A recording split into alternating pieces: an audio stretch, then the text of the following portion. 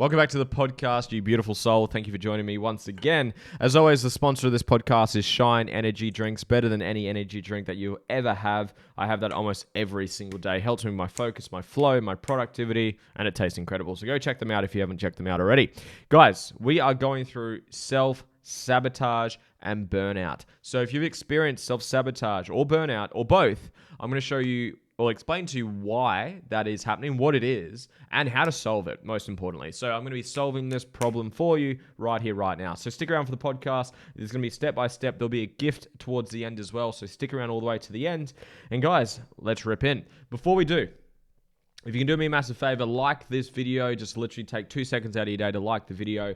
Helps tremendously. If you haven't subscribed yet, subscribe. The bigger the channel grows, the bigger the guests that we can get onto the channel, as you guys are starting to see by some of the guests that are coming onto the podcast. Guys, let's rock and roll. So I'm going to start in, look, self-sabotage and burnout, they actually overlap with the cause of what's causing them, or the reason that's causing them. They overlap with each other. They're more so symptoms of core problems that I'm going to be addressing with you today. So I'm going to go through step by step the solution to like the root cause of what's happening and how to solve it, at the same time explaining to you what I see self-sabotage and burnout truly is. So I'll start with burnout. I think it's an easier one to explain.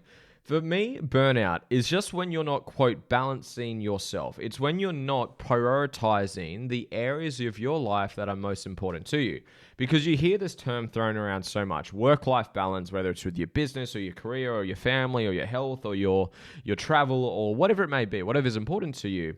And people try to project their ways of how you, quote, should balance your life. And if you haven't heard me say this before, whenever you hear someone say that you have to, you've ought to, you got to, you should, when someone says something along the lines of that, someone is projecting their values onto someone else. Let's use a really practical example. Say you've got a bodybuilder and say you've got an entrepreneur, and the bodybuilder is not good with their finances and the entrepreneur is not good with their health. The bodybuilder could project their values onto the entrepreneur and say, you should go to the gym more, you should lift more weights, you should be healthier. And the entrepreneur turns around and says, well, you should get your money together, you should start a business, you should start a side hustle, you should invest into yourself more. Should.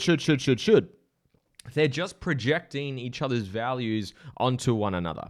So when it comes to balance and therefore curing burnout, it comes down to as simple as living to your values. It is as simple as that. And you hear me talk about values almost every single podcast. And the reason I do that is because it's the foundation of human behavior. And all of these problems, and I use quotations on purpose, all of these problems stem from these root causes, such as limiting beliefs, in this case, values or lack of alignment of values.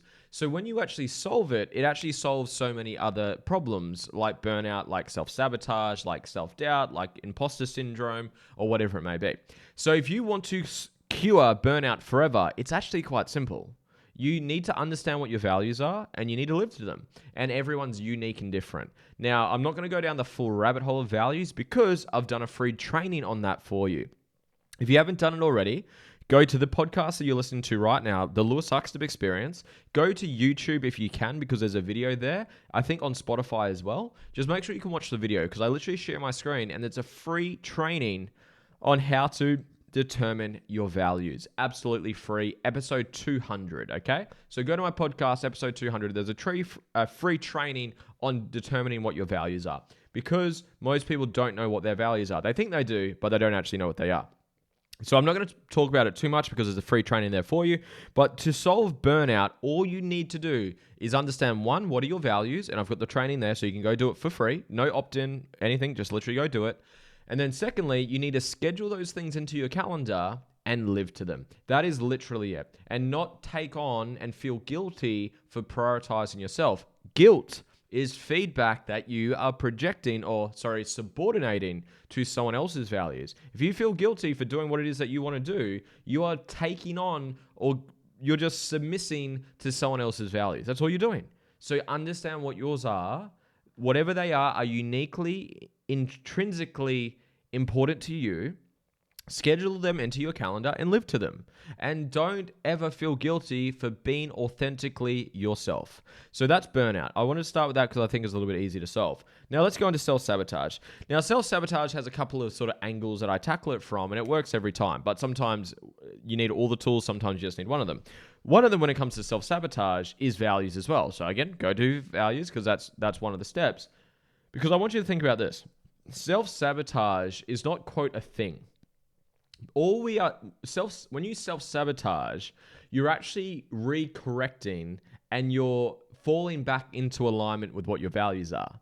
Because if for example, you value family and health, but then you feel guilty and someone says you should go do this, you should go do this, you should go do this, and you go do it, and it takes away from the things that are most important to you, you will feel the feedback of negativity, beating yourself up, feeling guilty, feeling like an imposter.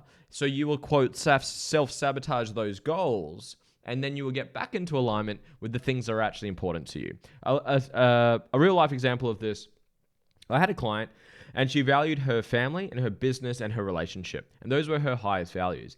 And she was relatively healthy. Like, she was a healthy person. She wasn't unhealthy by any means. And one of her friends who was really into health said, babe, you should get fitter. You should build your glutes more. You should get musclier and whatever it may be. You should go to the gym more, essentially. And she listened to her. So she subordinated to that person's values. So then she starts going to the gym more, which took away time from her family, from her business, and from her relationship. So she felt guilty and she, quote, self-sabotaged the goals of her health. But it wasn't just self-sabotaging those goals. It was just coming back into alignment with what your values are. So to solve self-sabotage, one of the ways we do it is understand what your values are, which is coming back to I've said about 5-10 times now, and set goals that are in alignment with that. Like, I had goals a while ago. I come from the fitness industry, opened up 3 studios by the age of 23, and I was just chasing all these goals. And I had a goal of opening up 50 studios, 50 gyms. That was the goal. But it wasn't intrinsically me. It wasn't true to what my values, purpose, mission, vision was, which I'm about to get to. And I ended up giving up on those goals. And you could say I self-sabotaged those goals. And one of the reasons was I just didn't want to do it. It wasn't intrinsically pulling me towards it. You'll see this with a lot of people that set goals out of like fear to make money. They got to pay the bills. They feel really shit. They feel really insecure, etc., etc. And they set goals and they get started. And that's great to get started. That's what I did. I felt like a piece of shit. My self-worth was terrible. I was trying to prove myself to my dad and to my family and to my friends and to myself. And it's a good starting fuel, but it's not sustainable. And you'll find a lot of people in entrepreneurship, in business, in life, is they'll set goals and they'll use the pain of the embarrassment, of the insecurity, of trying to prove their parents wrong, their teachers wrong, their friends wrong, their ex-partners wrong. And it gets them started and it gets them some results, which is great.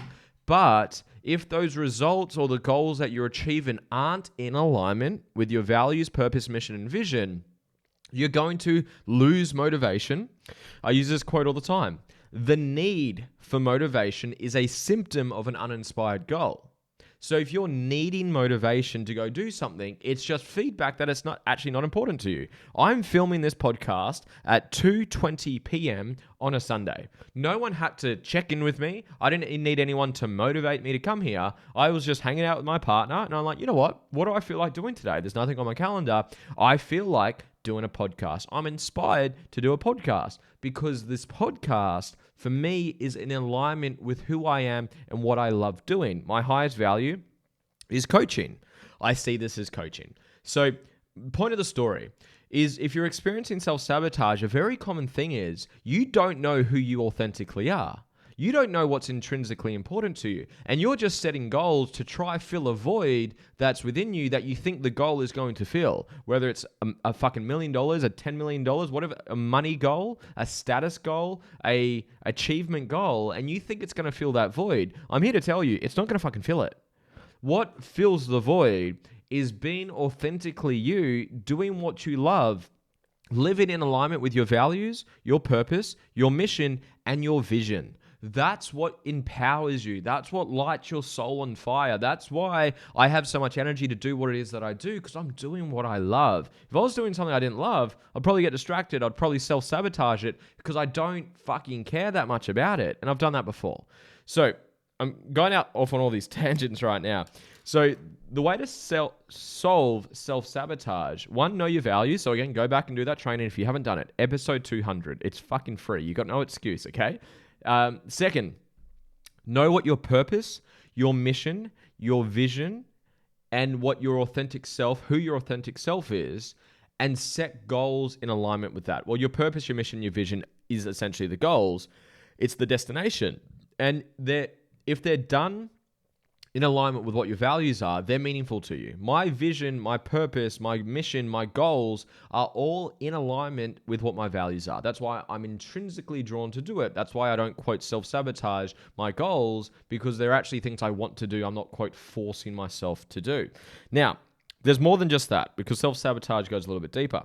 Secondly, there's a line that I want you to write down or play this over a couple of times if you need to. Complexity is the enemy of execution. So if you do not have clarity on what needs to get done, you can easily overwhelm yourself. And when things are overwhelming and you lack clarity, you lack certainty, then you'll probably procrastinate. You'll probably not take action. You'll overwhelm yourself and you won't do anything.